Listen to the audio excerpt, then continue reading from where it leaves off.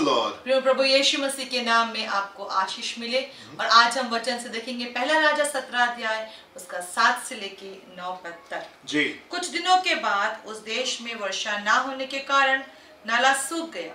तब यहोवा का यह वचन उसके पास पहुंचा, चलकर सीदोन के सापत नगर में जाकर वहीं रहे। सुन, मैंने वहां की एक विधवा को तेरे खिलाने की आज्ञा दी है। जी मेरे प्रिय, हम इस खूबसूरत कहानी को जानते हैं कि कैसे अकाल के समय में परमेश्वर ने एलिया के लिए इंतजाम को किया। कैसे अकाल के समय में कौवे जो थे वो एलिया के लिए गोश्त और रोटी लेकर के सुबह और शाम को आया करते थे, और कैसे एक साफ पानी का नाला जो था वो बह रहा था और एलिया जो था उससे पानी को पिया करता था। हम जानते इस खूबसूरत कहानी को कि कैसे खूबसूरत इंतजाम को परमेश्वर ने एलिया के लिए किया। और यहाँ पे 7वें पद में लिखा हुआ है कि कुछ समय के बाद में उस देश में जी वर्षा ना होने के कारण नाला सूख गया, पानी उसमें खत्म हो गया, कौवे आना बंद हो गए। कितनी गंभीर परिस्थिति है, कितनी गंभीर परिस्थिति होती मेरे प्रियो, जब हमारा इंतजाम जो होता है वो डगमगाने लगता है। कितनी गंभीर परिस्थिति होती यदि हमारे जॉब में, हमारे काम में, हमारे बिजनेस में, हमारे इन चीजों में जहां से हमारा पैसा आता है, जहां से हमारे फाइनेंसेस फ्लो करते हैं, अगर वहां पे गड़बड़ी आना शुरू हो जाए तो कितनी टेंशन होती है, कितना प्रेशर होता है यदि हमारा इंतजाम जो है वो डगमगाने लगे, यदि हमारा इंतजाम जो है वो डगमगाने लगे। पर मेरे प्रियो, क्या खूबसूरत बात है, परमेश्वर हमको बहुत अच्छे से और बहुत आराम से हमको लेकर के चलते हैं। आमतौर से ढेर सारे लोग जो होते हैं ऐसे समय पे टेंशन में आ जाते हैं, प्रेशर में आ जाते हैं, निराश हो जाते हैं, और कुछ लोग तो परमेश्वर से नाराज हो जाते हैं, परमेश्वर को पढ़ना छोड़ देते हैं। पर क्या एक खूबसूरत बात है मेरे प्रियो कि अगर आप ऐसी परिस्थिति में विश्वास करना चाहते हैं तो क्या एक खूबसूरत बात है कि ऐसी परिस्थिति में आप विश्वास करना जानते हैं और आप अपने लिए कहते हैं कि नहीं प्रभु, मैं विश्वास करता हूं कि आप हमारे लिए इंतजाम को करेंगे और आप चीजों को हमारे लिए खूबसूरत करेंगे। हम विश्वास करते हैं प्रभु, ये सारी चीजें मिलके हमारे लिए भलाई को पैदा करेंगी। क्या एक खूबसूरत बात है कि अगर आपके अंदर विश्वास है तो। पर मेरे प्रियो, कई बार जरूरी होता है कि विश्वास के स्तर से आगे बढ़े और क्लैरिटी के साथ में, स्पष्टता के साथ में हमको परमेश्वर बताने पाए कि उसने हमारे लिए क्या इंतजाम को किया है। कई बार सिर्फ विश्वास हमारे जीवन में काफी नहीं होता, कई बार हम चाहते हैं कि हमारे जीवन में क्लैरिटी आने पाए, स्पष्टता आने पाए, और हमको मालूम होने पाए कि आगे का रास्ता कैसा है और आगे की चीजें कैसी हैं। और मेरे प्रियो, ठीक इसी तरीके से परमेश्वर भी चाहते हैं, ठीक इसी तरीके से परमेश्वर भी चाहते हैं। वो नहीं चाहते कि आप उस स्तर के ऊपर रहे जहां छोटी सी बात आपको निराश करे, आपको दुख में लेके जाए, आपको आंसू में लेके जाए और आप बहुत ज्यादा परेशान हो जाएं। परमेश्वर चाहते कि आपका स्तर ऊपर आने पाए और आप विश्वास के स्तर के ऊपर आने पाए। पर ना सिर्फ परमेश्वर चाहते हैं कि आप विश्वास के स्तर के ऊपर आने पाए, पर उससे एक कदम और आप ऊपर आने पाए, जहां पे आप परमेश्वर से स्पष्टता से सुनने पाए कि परमेश्वर ने आपके लिए क्या इंतजाम को क्या। वर्स नंबर 9 में क्या लिखा हुआ है, बहुत खूबसूरत ये पद है जी। चलकर सीदोन के सारपत नगर में आया कि चल के सीदोन के सारपत नगर में जी जाकर वहीं रहे जी।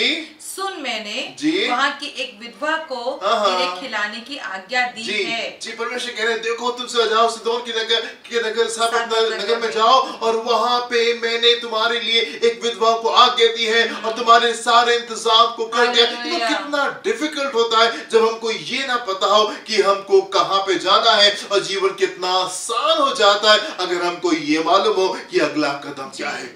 जैसे ही नाला सूखा, जैसे ही दिक्कत आई, परमेश्वर का वचन फौरन आ गया और जरूरत नहीं पड़ी एलिया को टेंशन में जाने की, प्रेशर में जाने की, प्रभु अब क्या होगा, प्रभु अब क्या होगा, प्रभु अब क्या होगा। परमेश्वर का वचन फौरन जो है वो एलिया के पास पहुंच गया। मेरे प्रिय, मैं आपसे कहना चाहता हूं कि परमेश्वर के साथ में जीवन बड़ा आसान होता है। परमेश्वर के साथ में जीवन बहुत सिंपल सा होता है और बहुत खूबसूरत होता है। कई बार हम उसको डिफिकल्ट बना देते, कई बार हम उसको मुश्किल बना देते, क्योंकि हम उस स्तर के ऊपर नहीं आना चाहते जहां पे हम परमेश्वर से क्लैरिटी के साथ में, स्पष्टता के साथ में चीजों को सुनने पाए।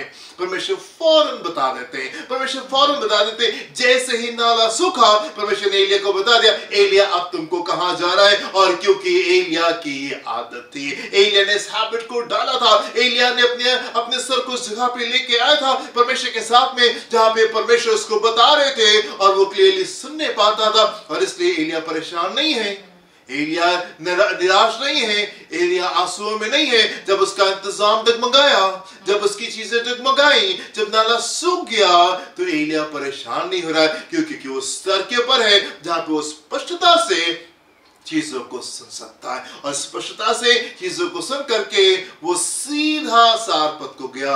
वो पूरब नहीं गया, वो पश्चिम नहीं गया, वो उत्तर नहीं गया, वो दक्षिण नहीं गया, वो चारों तरफ गोल गोल घूमता नहीं गया, वो बिल्कुल वहीं गया जहां पे परमेश्वर ने उसको बताया था। और वहां पे परमेश्वर ने एलिया के लिए इंतजाम को करके रखा था। मेरे प्रिय, परमेश्वर बहुत खूबसूरत परमेश्वर है, परमेश्वर बहुत भले परमेश्वर है, और उसके साथ में चीजें बहुत आसान होती है। उसके साथ में का जो जीवन है वो बहुत खूबसूरत होता है अगर आप सुन के चलेंगे। अगर आप वो जन है जिसने आदत को डाला है, अगर आप वो जन है जिसने अपने आप को सिखाया है परमेश्वर के सम्मुख ठहरना और परमेश्वर से सुन लेना, आपका जीवन आसान होने पाएगा। आपको मालूम होगा ये इस मौसम में, इस सीजन में परमेश्वर क्या कर रहे हैं, और इन मौसम में, इस सीजन में मुझे क्या करने की आवश्यकता है, मुझे क्या करने की आवश्यकता है। मेरे में खूबसूरत चीज देखते हैं, और हम देखते हैं कि जब एलिया सारपत की विधवा के पास में पहुंचता है, इससे पहले कि उस स्त्री की मटकी का आटा खत्म होता, इससे पहले कि वो कुप्पी का तेल खत्म होता, परमेश्वर का अनुग्रह उसके ऊपर हो गया। परमेश्वर का अनुग्रह उसके ऊपर हो गया। परमेश्वर वफादार परमेश्वर है, और इससे पहले की चीजें डगमगाएंगी, इससे पहले कि वो आटा खत्म हो, इससे पहले कि कुप्पी का तेल खत्म हो, परमेश्वर का अनुग्रह हो जाएगा और वो चीजों को खूबसूरत कर देगा।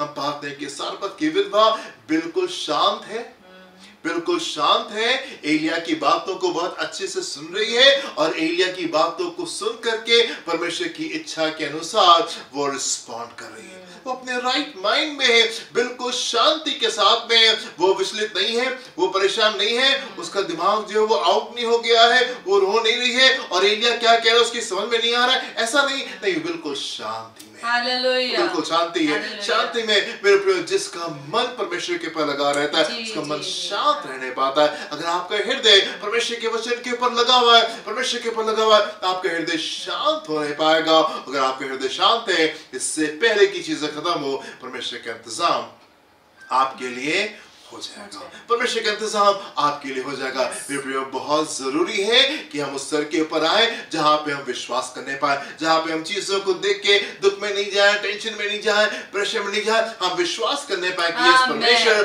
आप हमारे लिए इंतजाम को करेंगे। इन बातों में भी, इन मौसम में भी, इन हालातों में भी, इन परिस्थितियों में भी, इन अकाल के समय में भी, जबकि मेरी कुप्पी का आटा जो है वो खत्म हो रहा है, जबकि मेरी मटकी का आटा खत्म हो रहा है, जबकि मेरी कुप्पी का तेल खत्म हो रहा है, मैं विश्वास करती हूँ प्रभु, मैं विश्वास करता हूँ प्रभु कि आप मेरे लिए इंतजाम को करेंगे। बहुत जरूरी है कि आप इस स्तर के ऊपर आने पाए, पर बहुत जरूरी मेरे प्रियो कि इसके ऊपर वाले स्तर के ऊपर आप आने पाए जहां पे परमेश्वर स्पष्टता से आपसे बात करें, क्लैरिटी के साथ में आपसे बात करें, और आप क्लियरली चीजों को सुनने पाए कि आपको कहां पे जाना है और कहां पे आपके लिए इंतजाम है। प्रभु आपको आशीष दें। अपनी आंखों को बंद करेंगे और प्रार्थना करेंगे। हम प्रार्थना करेंगे। धन्यवाद करते हैं पिता कि आपने हर एक के लिए बराबरी का अवसर रखा है कि हम पिता परमेश्वर आपके इंतजामों पर, आपके उपायों पर, आपके रास्तों पर विश्वास करें प्रभु जी, क्योंकि आपके पास में हमेशा हमारे लिए हर आवश्यकता के लिए, हर एक कठिनाइयों के समय के लिए, हर एक मुश्किलात के लिए इंतजाम है, उपाय है। हम धन्यवाद करते हैं प्रभु, आप कभी नहीं छोड़ते, कभी नहीं छोड़ते। जैसे आपने पिता एलिया के लिए इंतजाम किया, वैसे ही आपने सारपत की विधवा के लिए भी इंतजाम किया। मदद करें प्रभु जी, हमें लगातार आपकी ओर देखते रहने के लिए, विश्वास में बढ़ते जाने के लिए, क्योंकि आपके पास में रास्ते हैं। और साथ में प्रभु विशेष अनुग्रह चाहते हैं, आपकी भेड़े आपकी आवाज को सुनने पाए, स्पष्ट रूप से जानने पाए कि आप क्या कह रहे हैं। प्रार्थना को यीशु के नाम से मांगते हैं। Amen, amen, amen. प्रभु आपको आशीष दे। God bless you. जय मसीह। जय मसीह की।